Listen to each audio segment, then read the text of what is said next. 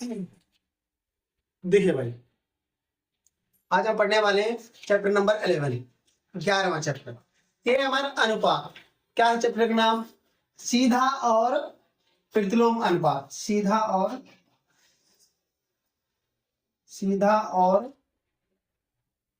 प्रतिलोम अनुपात है कि समानुपात है? समानुपात। समानुपात। सीधा और प्रतिलोम समानुपात। तो प्रतिलोम का मतलब क्या होता है?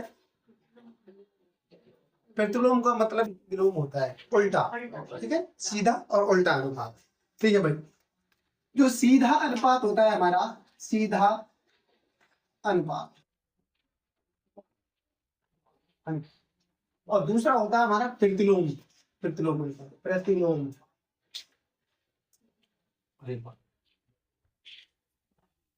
अनुपात। समझना भाई, दांत मत निकाले, दांत बाहर निकाल दो। ठीक है ना? सीधा और उल्टा अनुपात दोनों प्रकार के अनुपात है। क्या होता है इसमें? सीधे अनुपात में क्या होगा? जैसे हम दो संख्या लेंगे कोई, x1 और y1, x1 y1, इनका x1 और y1 का जो अनुपात है वही अनुपात होगा दूसरी संख्या में x2 और y2।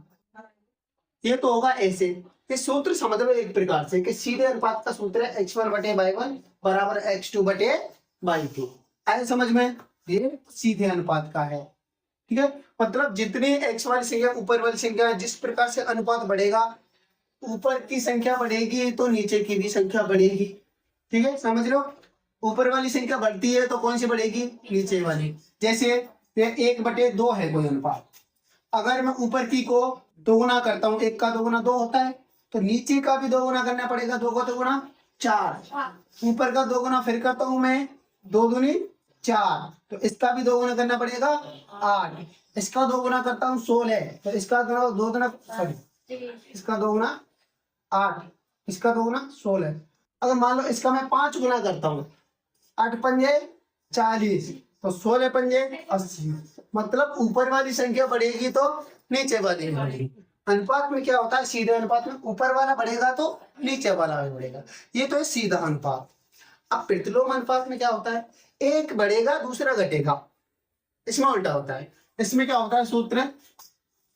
x1 गुणा y1 बराबर x2 गुणा y2। ठीक है, इसमें क्या होता है? एक संख्या बढ़ रही है तो दूसरी घटेगी। ये तो है प्रतिलोम अनुपात। सीधा और उल्टा समझ में आया? सीधे अनुपात में पहली बढ़ेगी तो दूसरी भी बढ़ेगी। प्रतिलोम में क्या होता है? एक बढ़ेगी तो दूसरी घटेगी, दूसरी बढ़ती है तो पहली घट जाएगी। समझे?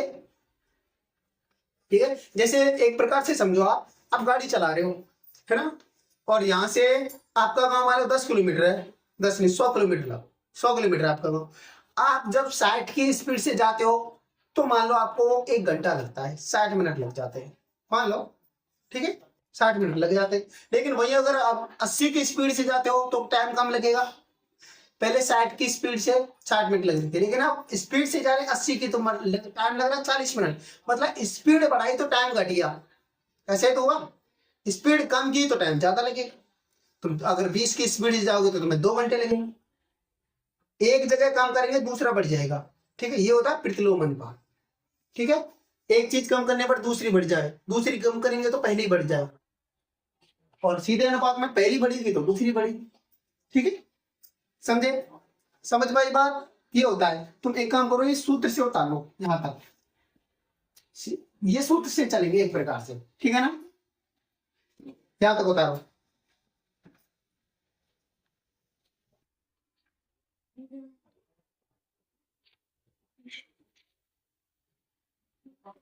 देखिए भाई, पहला प्रश्न है हमारा, रेलवे स्टेशन के निकट कार पार्किंग शुल्क है।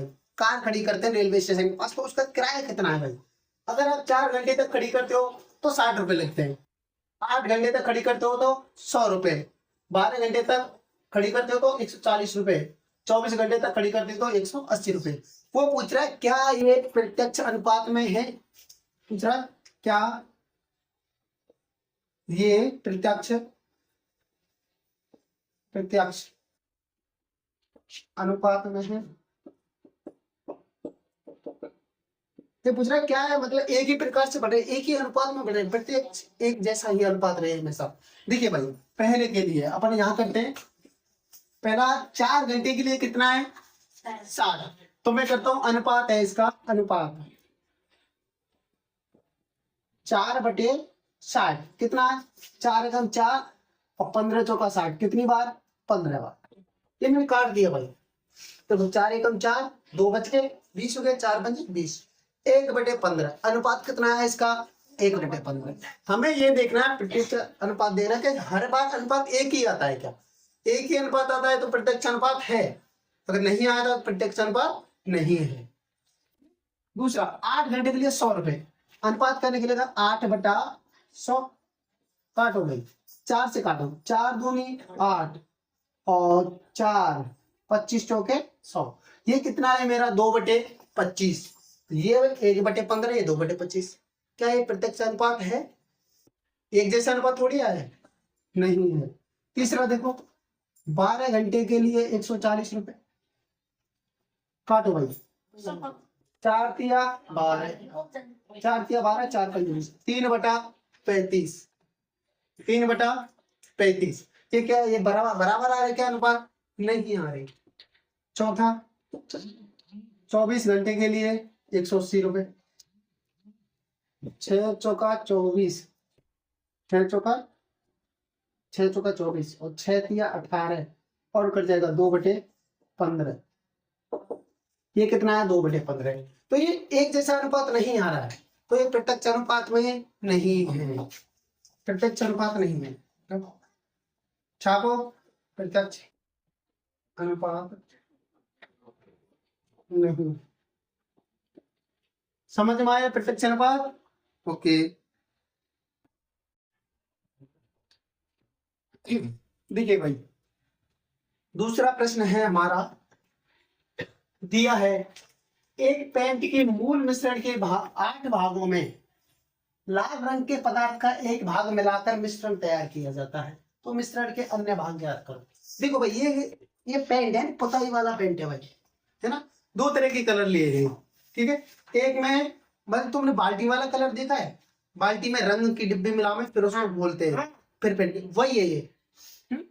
मतलब इतना है कि इसमें तो 8 भाग, यानी 8 यूं लगा लो कि 8 डब्बा पानी, 8 डब्बा दिया तुमने, उसमें 1 डब्बा लाल रंग मिलाया, क्या समझे, ये 8 जो भाग है ना, ये 8 डब्बा पानी समझ लो, वो समझ लो जो मिश्रण आता है ना वो पेंट वाला, 8 डब्बा हो लिया और उसमें 1 डब्बा क्या मिला दिया लाल रंग, ठीक है, 1 डब्बा लाल रंग और 8 भागों मिश्रण वाला था, समझे।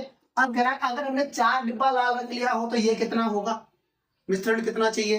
अगर 7 डब्बा लाल रंग ले तो ये मिश्रण कितना ले, 12 डब्बा ले तो ये कितना ले, और 20 ले तो ये कितना ले, ठीक है। हम क्या करते हैं भाई, जो लाल रंग के पदार्थ है उसको मान लेते हैं x1 y1, ये पहला x1 है, दूसरा x2 है, तीसरा x3 x4, ऐसे मान लेते हैं, ठीक। इनको मान लेते हैं अपन y1 y2, क्या मान रहे हैं इसको y2 y3 y4 y5, ठीक है, समझे बात ऐसे। अब हमें ये निकालना है भाई, y2 निकालना है, y3 निकालना है, y4 y5, प्रत्यक्ष अनुपात है क्या, बिल्कुल भाई। 8 डब्बा पानी लिए तो एक रंग की डिब्बी, अगर हमें 2 रंग की डिब्बी में लेनी है तो 16 डब्बा पानी लेना होगा, 3 लेनी है तो 24, 4 लेनी है तो 32, उस हिसाब से, ठीक है। चलिए भाई क्योंकि x1 कितना है मेरे पास 1 तथा y1 कितना ले लिया मैंने 8, x1 y1 आ गया मेरे पास, और x2 कितना है, x2 कितना है 4, और y2 मुझे ज्ञात करना है। चूंकि x1 बटे y1 बराबर x2 बटे y2, कुछ याद आ रहा है कल वाला सूत्र है, x1 का मान कितना है 1, y1 का मान कितना है 8, x2 का मान 4, मुझे y2 ज्ञात करना है। कुछ नहीं करना, जो तुम्हें ये नीचे मान आता है इसको ऊपर ले आओ, बस वज्र गुणा करो, इसका इससे कर दो, इसका इससे कर दो, ठीक है। देखो नहीं कर लो, इसका y2 का 1 से होगा तो ये y2 हो गया, बराबर 8 चौके 32, 32 है। y2 का मान कितना आएगा भाई 32। कुछ समझ में आई बात समझ में आई। मुझे निकालना है y3, तो x1 कौन है x1 बटे y1 बराबर x2 तो निकाल लिया मैंने y2। अब मुझे x3 वाला निकालना, कौन x3 बटे y3। पहला अनुपात जो दिया है इसको हमेशा के लिए रखेंगे जब तक सवाल चलेगा हमारा। ये अनुपात तो फिक्स हो गया, जो नहीं दे रखे इनके एवज में निकालना है, ठीक है। मुझे x1 y1 दिया है, x3 y3, तो x1 कितना है 1, y1 कितना है 8, x3 कितना है मेरे पास 7, y3 ज्ञात करना है। क्या करना पड़ेगा मुझे अब वज्र गुणा, इसका इससे कर दो y3, 8 7 56। आए समझ में, क्लियर। अगला देखो, इसका निकाल लिया, अब इससे निकालते हैं y4 बने x1 बटे y1 बराबर 3 तक निकाल लिया था ना मैंने, 4 x4 बटे y4, 1 बटे 8, x4 कितना है 12, y4 इसका इससे बचे गुणा y4 बराबर 12 अट्ठे 40। ठीक है, क्यों था पढ़ रहा समझ में नहीं आ रहा। अरे ठीक है, इसको देखो x1 बटे y1, x5 बटे y5, 1 बटे 8 20 बटा y5, इसका इधर गुणा y5, 8 दूनी 16 160। मान समझ में आए कैसे कैसे लिखते, समझ में आए तो पूरे सवाल नोट करिए। देखो भाई, वो कह रहा है एग्जामिनर कि जो आपका प्रश्न 2 है उसमें जो सारणी दी गई है आपको, एक भाग के लिए 8 मिश्रण, 8 भाग थे मिश्रण के, ठीक है। अब वो कह रहा है कि एक लाल रंग भाग के लिए 75 ml मिश्रण लो, इसके लिए कितना लेना है 75 ml लो। तो मुझे बताओ कि 1800 ml मिश्रण के लिए कितना भाग रंग लेना पड़ेगा, मतलब 1800 ml मिश्रण है, इसके लिए ये भाग कितना लेना पड़ेगा। सूत्र हमारे पास वही है, क्योंकि x1 बटे y1 बराबर क्या होता है x2 बटे y2।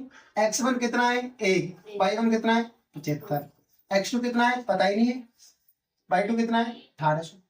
ऐसा ही है, बच्चे गुणा इसका इससे कर दो, इसका इससे, इसका इससे करेंगे तो 1800, 75 का x2 दे तो 75x2, कोई दिक्कत नहीं। ये 75 कहाँ जाना चाहिए बटे में, 1800 बटे 75 बराबर x2। पारा कितने का जानते हो 25 का जानते हो, 5 का जानते हो, 5 का, 5 एकम 5, यहाँ 2 बच गए, 25 हो गया 50 15 बार, ठीक है। 5 ही ऊपर वाले को काटो, 5 तिया 15, 3 बच गए, यहाँ 30 हो गया, 5 की 30, 0 बच गई, इसको भी रख दो, ठीक है। कितना आया हमारे पास 360 बटा 15 बराबर x2। फिर दो 15 का भाग इसमें, 15 दूना 30, 6 बचे 60 हो गया, 15 चौके 60, x2 का मान कितना आया हमारे पास 24। कितना 24। बात समझ में आई, चाप दो है 1800 ml मिश्रण के लिए लाल रंग पदार्थ के 24 भाग लेने होंगे,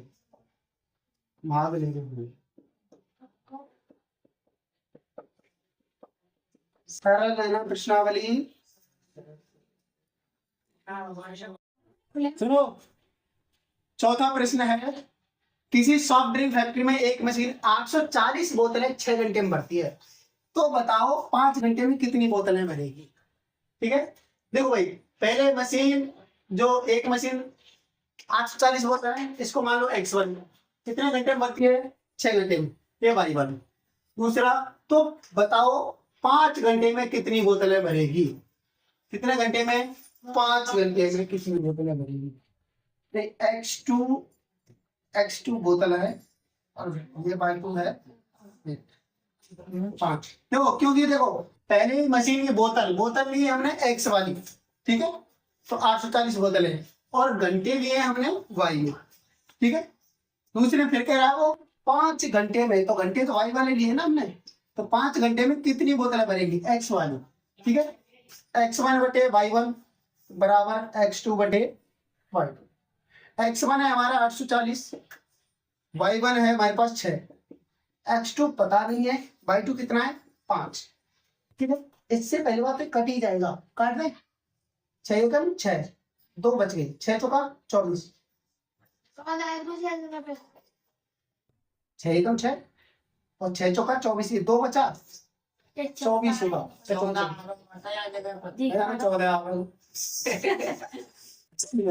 अब इसका इससे कर देते हैं, 140 गुणा 5 x2, 5 का 0, 5 चौके 20, 2, 5 2 5 5 और 2 7 x2। कितनी बोतलें भरी जा सकती हैं भाई? 5 घंटे में 700 बोतल भरी। हाँ 5 घंटे में 700 बोतलें भरी जा सकती हैं।